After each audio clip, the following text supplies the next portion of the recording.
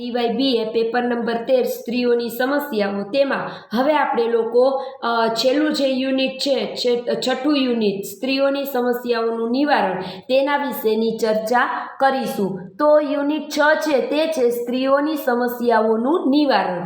તો આપણે લોકોએ અગાઉના વિડીયોમાં ઘણી બધી સ્ત્રીઓની સમસ્યાઓ જોઈ, જેમ કે તેની આર્થિક સમસ્યા, તેની બેવડી ભૂમિકાની સમસ્યા, સ્ત્રી અને વિકાસ, આરોગ્ય સંબંધિત સમસ્યા, શૈક્ષણિક સમસ્યાઓ, તેની સાંપ્રત સમસ્યા તરીકે આપણે લોકો 3 સમસ્યાઓ જોઈ ગયા: સ્ત્રી ભ્રૂણ હત્યા, સ્ત્રીઓની આત્મહત્યા અને સ્ત્રીઓની જાતીય સતામણીની સમસ્યા. તો આ જે બધી સમસ્યાઓ આપણે લોકોએ જોઈ, એ સમસ્યાઓનું શું સરકારશ્રી દ્વારા એટલે કે કાનૂન દ્વારા કોઈ નિવારણ કરવામાં આવ્યું છે ખરું? તો તે જે નિવારણ છે તે નિવારણને લઈને આપણી સામે આ યુનિટ 6 છે તે મૂકવામાં આવ્યું છે. આ યુનિટનું નામ જ જો શું છે? સ્ત્રીઓની સમસ્યાઓનું નિવારણ. તો સ્ત્રીઓની સમસ્યાઓનું જે નિવારણ છે તે નિવારણ કઈ બાબતમાં કઈ રીતના કાનૂન દ્વારા કરવામાં આવેલું છે તેના વિશેનો પરિચય આપણે લોકોએ આ યુનિટમાં મેળવવાનો છે. જો આ યુનિટ આપણા પેપરનું છેલ્લું યુનિટ છે, તો આમાં આજના વિડીયોમાં આપણે લોકોએ 2 મુદ્દા કરવાના છે. એક, સ્ત્રી સશક્તિકરણની જે રાષ્ટ્રીય નીતિ છે તે, અને બીજો, સ્ત્રી સશક્તિકરણ અને પંચવર્ષીય યોજનાઓ જે ઘડવામાં આવી છે તે. આ 2 મુદ્દાઓની આપણે આજના આ વિડીયોમાં ચર્ચા કરીશું. તો સૌથી પહેલા આપણે લોકો જોઈએ તેની પૂર્વ ભૂમિકા. તો ભારત છે તેમાં સ્ત્રીઓની સમસ્યાઓના નિવારણના ઉપાય તરીકે એક નિશ્ચિત પગલાંના ક્રમ તરીકે સ્ત્રીઓના કલ્યાણ અને વિકાસ માટેની નીતિ અપનાવવામાં આવી છે. આ નીતિ મૂલ્ય નિર્ણયો છે. સ્ત્રીઓની સમસ્યાઓના નિવારણ માટે શું કરવું તે અંગેના નિર્ણયો આ નીતિઓમાં આપણી સમક્ષ મૂકવામાં આવ્યા છે. સ્ત્રીઓની સમસ્યાઓના નિવારણ માટે ભારત સરકારે, જો સાંભળજો, સ્ત્રીઓની સમસ્યાઓના નિવારણ માટે ભારત સરકારે 2001થી સ્ત્રીઓના સશક્તિકરણની નીતિને અપનાવી છે. સ્ત્રીઓ તેમના અધિકારો ભોગવવા સમર્થ બની શકે અને તેમને મળતી તકોનો લાભ લેવા શક્તિમાન બને, તેમજ તેમના વિકાસના માર્ગમાં નડતા અવરોધો ઓળંગી શકે તેવી સ્થિતિનું નિર્માણ કરવા માટેના પગલાંના અમલને સશક્તિકરણ તરીકે ઓળખવામાં આવે છે. કોને કહેવાય સ્ત્રી સશક્તિકરણ? તો કે જ્યારે સ્ત્રી તેને મળતા જે લાભો છે તે લાભો લેવામાં શક્તિમાન બને, તેના વિકાસમાં નડતા જે કોઈ પણ અવરોધો છે તેને ઓળંગી શકે, તો આવા જે પગલાઓને અમલમાં મૂકવામાં આવે છે તે પગલાઓને સ્ત્રી સશક્તિકરણ તરીકે ઓળખવામાં આવે છે. વિવિધ પંચવર્ષીય યોજનાઓમાં સ્ત્રી કલ્યાણ અને સ્ત્રી વિકાસના પગલાં લેવા પર ભાર મૂકવામાં આવ્યો છે. સ્ત્રીઓના કલ્યાણ અને વિકાસ માટે પંચ, નિગમ વગેરે સંસ્થાઓ સ્થાપવામાં આવી છે. સ્ત્રીઓને રક્ષણ આપતા કાયદા દ્વારા સ્ત્રીઓને સુરક્ષા કવચ પૂરું પાડવાના પગલાં લેવાય છે. સ્ત્રીઓને શૈક્ષણિક, આર્થિક, આરોગ્ય વિષયક વગેરે કાર્યક્રમો અમલમાં મૂકવામાં આવ્યા છે. આમ સ્ત્રીઓની સમસ્યાઓના નિવારણ માટે, સ્ત્રીઓના વિકાસ અને સશક્તિકરણ માટે સમગ્રદર્શી અભિગમ અપનાવવામાં આવ્યો છે, જે હવે પછીની ચર્ચામાં આપણે લોકો સમજીશું. તો સૌથી પહેલો મુદ્દો આવે છે સ્ત્રી સશક્તિકરણની રાષ્ટ્રીય નીતિ.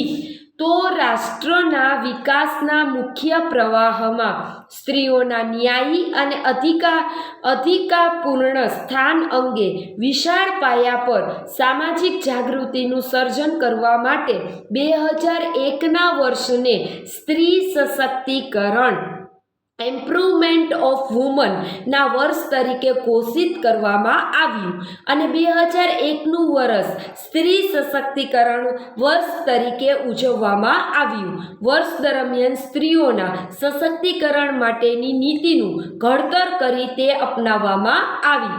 સ્ત્રી સશક્તિકરણની રાષ્ટ્રીય નીતિના મુખ્ય 3 ઉદ્દેશ્ય હતા. પહેલું કે સ્ત્રીઓની પ્રગતિ, વિકાસ અને સશક્તિકરણ કરવું. બીજું, સ્ત્રીઓ સામેના બધા જ સ્વરૂપના ભેદભાવોને નાબૂદ કરવા.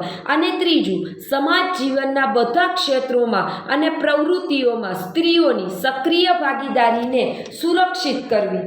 સ્ત્રી સશક્તિકરણના ધ્યેયો સિદ્ધ થઈ શકે તેવા હેતુઓમાં તેનું રૂપાંતર કરવા માટે નેશનલ પ્લાન ઓફ એક્શન દ્વારા ભલામણ કરવામાં આવી. સ્ત્રીઓ અને બાળ વિકાસ મંત્રાલયે આ ભલામણોને અનુલક્ષીને નીતિઓ, કાર્ય યોજનાઓ, કાયદાઓ અને કાર્યક્રમો તથા યોજનાઓ ઘડી કાઢ્યા. અને આ નીતિ અનુસાર કાર્યક્રમો અને યોજનાઓ રાજ્ય સરકાર, અન્ય સરકારી સંસ્થાઓ અને સ્વૈચ્છિક વિભાગ દ્વારા અમલમાં મૂકવામાં પણ આવ્યા છે. આ ઉપરાંત સ્ત્રીઓ અને બાળ વિકાસ મંત્રાલયના આશ્રય હેઠળના બંધારણીય અને સ્વાયત્ત સંગઠનો આ અંગેની કામગીરી પણ કરી રહ્યા અત્યારના આપણને જોવા મળે છે. આમ સ્ત્રી સશક્તિકરણની જે રાષ્ટ્રીય નીતિ છે તેના 3 ઉદ્દેશ્ય સાથે 2001ના વર્ષને સ્ત્રી સશક્તિકરણના વર્ષ તરીકે ઘોષિત કરવામાં આવ્યું આપણને જોવા મળે છે. હવે આવે છે સ્ત્રી સશક્તિકરણ અને પંચવર્ષીય યોજનાઓ. તો સ્ત્રીઓની જે સમસ્યાઓ છે તેના નિવારણ માટે સ્ત્રીઓના વિકાસ અને કલ્યાણના અભિગમમાંથી સ્ત્રીઓના સશક્તિકરણનો અભિગમ અપનાવવામાં આવ્યો છે. ભારતના બંધારણમાં સ્ત્રી સમાનતા સ્થાપિત કરવામાં આવી છે. તેમજ બંધારણ દ્વારા સ્ત્રીઓની તરફેણમાં હકારાત્મક ભેદભાવ અંગે પગલાંની જોગવાઈઓ પણ થઈ છે.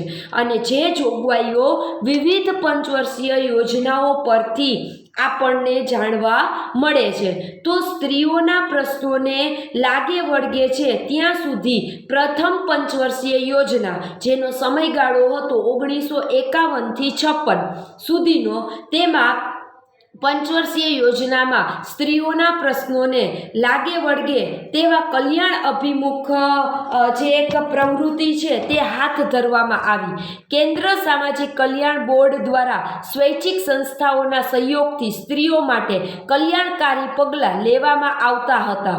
અને સમુદાય વિકાસ બ્લોક્સ દ્વારા સ્ત્રીઓ માટેના કાર્યક્રમો અમલમાં મૂકવામાં આવતા હતા. એટલે કે પ્રથમ પંચવર્ષીય યોજના દરમિયાન સ્ત્રીના કલ્યાણકારી પગલાઓ, સ્ત્રીઓ માટે કલ્યાણકારી પગલાઓ લેવાનું શરૂ કરવામાં આવ્યું. ત્યારબાદ આવે છે બીજી પંચવર્ષીય યોજના. તો બીજી પંચવર્ષીય યોજના છે તેમાં ગ્રામીણ કક્ષાએ સ્ત્રીઓના જૂથો તરીકે મહિલા મંડળો રચવામાં આવ્યા, જેથી સ્ત્રીઓના કલ્યાણ માટેની યોજનાઓને વધુ સારી રીતે અમલમાં મૂકી શકાય. તે હેતુથી ગ્રામીણ કક્ષાએ સ્ત્રીઓના જે મહિલા મંડળો છે તે બીજી પંચવર્ષીય યોજનામાં ઘડવામાં આવ્યા. ત્યારબાદ આવે છે ત્રીજી, ચોથી અને વચગાળાની યોજના, જેમાં સ્ત્રીના શિક્ષણને અગ્રતા આપવામાં આવી, તેમજ માતા અને બાળકને સ્વાસ્થ્ય સેવાઓ પૂરી પાડવાના પગલાં લેવામાં આવ્યા. એટલે કે ત્રીજી અને ચોથી અને વચગાળાની જે યોજના હતી તેમાં સ્ત્રી શિક્ષણ ઉપર વિશેષ ભાર મૂકવામાં આવ્યો. ત્યારબાદ આવે છે પાંચમી પંચવર્ષીય યોજના. તો તે યોજનાથી કલ્યાણ અભિગમના સ્થાને વિકાસ અભિગમ અપનાવવામાં આવ્યો. તેમાં સ્ત્રીઓ માટેની સામાજિક અને આર્થિક વિકાસ સેવાઓ સાથે કલ્યાણનું સંકલન કરવામાં આવ્યું. ખાસ કરીને તેમાં નિમ્ન આવકની કામ કરતી સ્ત્રીઓના વિકાસ ઉપર ભાર મૂકવામાં આવ્યો હતો. આ અભિગમમાં સ્ત્રીઓને માત્ર સહાય મેળવનાર તરીકે તેમજ રક્ષણને પાત્ર તરીકે જોવામાં આવતી હતી. આથી રાષ્ટ્રીય વિકાસની સમગ્ર યોજનામાં સ્ત્રીઓને વ્યાજબી મહત્વ અપાયું નહોતું. તેથી સ્ત્રીઓ રાષ્ટ્રીય વિકાસ પ્રક્રિયાની બહાર રહેવા પામી. એટલે કે આ જે પંચવર્ષીય યોજના હતી પાંચમી, તેમાં સ્ત્રી પ્રત્યે વધારે પડતું ધ્યાન કેન્દ્રિત કરવામાં આવ્યું નહીં. પણ છઠ્ઠી જે પંચવર્ષીય યોજના હતી જેનો સમયગાળો હતો 1980 થી 85નો, તેમાં સ્ત્રીઓના વિકાસ માટે સીમાચિહ્ન રૂપ ગણવામાં આવી છે. આ યોજના સ્ત્રીઓ માટે ખૂબ અગત્યની ગણવામાં આવી છે. આ યોજનામાં સ્ત્રીઓના સ્વાસ્થ્ય સેવા, શિક્ષણ અને રોજગારી પૂરી પાડવાનો બહુવિધ અભિગમ છે તે અપનાવવામાં આવ્યો. આ યોજનામાં સૌ પ્રથમવાર સ્ત્રી અને વિકાસ ઉપર લક્ષ્ય આપવામાં આવ્યું. આ યોજનામાં ઇન્દિરા આવાસ યોજના અંતર્ગત ઘર વિનાની સ્ત્રીને ઘરની યોજના અમલમાં આવી. ગરીબી નાબૂદી કાર્યક્રમોમાં સ્ત્રીઓ માટે 40% અનામત રાખવામાં આવી. સ્ત્રીઓને રોજગારી માટે ધિરાણ અને કૌશલ્ય તાલીમની યોજના અમલમાં મૂકવામાં આવી. જો કે આ યોજનાઓમાં સ્ત્રીઓને વિકાસમાં ભાગીદાર ગણવામાં આવી નહોતી. વિકાસના એકમ તરીકે સ્ત્રીને બદલે કુટુંબને ગણવામાં આવ્યું હતું. આમ છઠ્ઠી પંચવર્ષીય યોજનાઓમાં પણ સ્ત્રીઓના વિકાસ માટેની જે એક પ્રગતિ છે તે સાધવામાં આવી. પછી આવી સાતમી પંચવર્ષીય યોજના જેનો સમયગાળો હતો 1985 થી 90. એમાં સ્ત્રીઓ માટેના વિકાસ કાર્યક્રમોનું સાતત્ય જાળવી રાખવામાં આવ્યું. આની પાછળનો હેતુ એ હતો કે વિકાસ કાર્યક્રમો દ્વારા સ્ત્રીઓનો આર્થિક અને સામાજિક દરજ્જો છે તે ઊંચો લાવવો, તેમજ સ્ત્રીઓને જે રાષ્ટ્રીય વિકાસના મુખ્ય પ્રવાહ છે તેમાં લાવવી. આ યોજના વિકાસ વ્યૂહ તરીકે સ્ત્રીઓના સશક્તિકરણની વિભાવના લક્ષમાં લેવાની શરૂઆત થઈ. સ્ત્રીઓને બેંક લોન મેળવવા, કાનૂની સુવિધા મેળવવા, રોજગારી માટે ટેકનોલોજીકલ સાધનો મેળવવા તથા તેમનું કાર્ય પર્યાવરણ સુધારવા શક્તિમાન બનાવવા માટે વિમેન્સ ડેવલપમેન્ટ કોર્પોરેશન સ્થાપવામાં આવ્યા. તેમજ વિમેન્સ સ્ટડીઝ સેન્ટર સ્થાપવાની પણ શરૂઆત થવા પામી. આ યોજનામાં લાભાર્થી અભિમુખ કાર્યક્રમો અમલમાં મૂકવામાં આવ્યા. આ કાર્યક્રમો દ્વારા સ્ત્રીઓને સીધા લાભો પ્રાપ્ત થાય તેવી ગોઠવણી પણ કરવામાં આવી. આ થઈ સાતમી પંચવર્ષીય યોજના. પછી આવી આઠમી પંચવર્ષીય યોજના જે હતો તેનો સમયગાળો 1992 થી 97. તો આમાં સ્ત્રીઓને વિભિન્ન વિભાગોમાંથી વિકાસના લાભો મળે તેવી વ્યવસ્થા થવા પામી. સ્ત્રીઓ માટે ખાસ કાર્યક્રમો હાથ ધરવામાં આવ્યા. સ્ત્રીઓને શિક્ષણ, સ્વાસ્થ્ય અને રોજગારીના લાભો મળે તે પર ભાર મૂકવામાં આવ્યો. 73માં અને 74માં બંધારણીય સુધારા દ્વારા સ્થાનિક સ્વરાજ્યની સંસ્થાઓમાં સ્ત્રીઓ માટે બેઠકો અને હોદ્દાની અનામતની જોગવાઈ થઈ અને સ્ત્રીઓને રાજકીય પ્રક્રિયામાં સામેલ કરવામાં આવી. આ દ્વારા વિકાસ પ્રક્રિયામાં સમાન ભાગીદાર અને સહભાગી તરીકે સ્ત્રીઓને કાર્ય કરવા શક્તિમાન બનાવવામાં આવી. 1996માં સ્ત્રીઓના સશક્તિકરણ માટેની રાષ્ટ્રીય નીતિ વિમેન્સ ડેવલપમેન્ટ પોલિસીનો મુસદ્દો તૈયાર કરવામાં આવ્યો.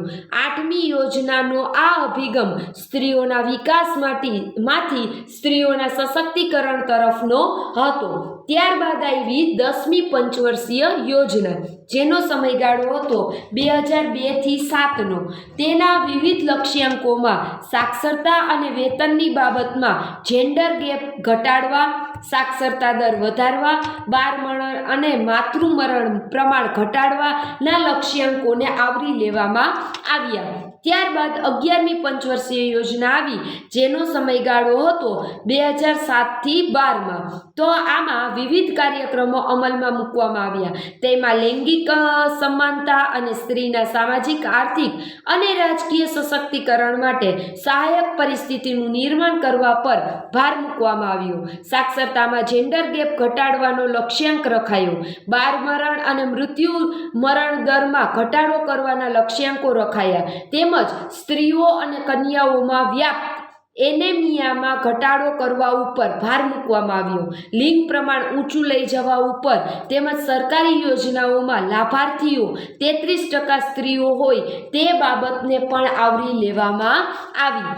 આ રીતના આપણે લોકોએ અહીંયા જે સ્ત્રીઓની સશક્તિકરણની પ્રક્રિયા જે શરૂ કરવામાં આવી હતી તે સશક્તિકરણની પ્રક્રિયાને પંચવર્ષીય યોજનાઓ દરમિયાન કઈ રીતના ડેવલપ કરવામાં આવી તેના વિશેની સમજૂતી મેળવી. જો આ બધી પંચવર્ષીય યોજના છે એ તમારી પાસે બુક હોય તો બુકમાંથી વાંચી લેજો કે પ્રથમ પંચવર્ષીય યોજનાનો શું હેતુ હતો, બીજીનો શું હતો.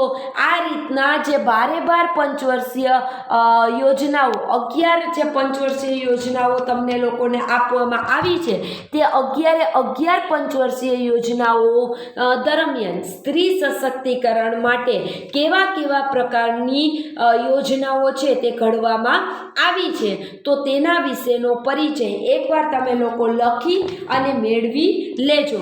તો આ યુનિટ છે તેમાં આપણે લોકોએ આજના વિડીયોમાં 2 મુદ્દા કર્યા. એક, સ્ત્રી સશક્તિકરણની રાષ્ટ્રીય નીતિ અને બીજું સ્ત્રી સશક્તિકરણ અને પંચવર્ષીય યોજનાઓ.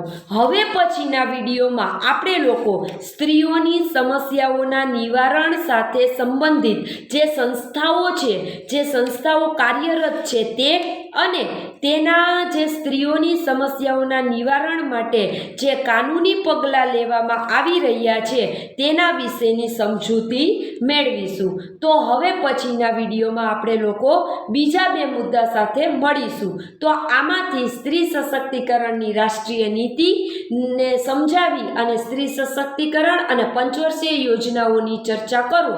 આ પ્રશ્ન છે તે તૈયાર કરી લેજો.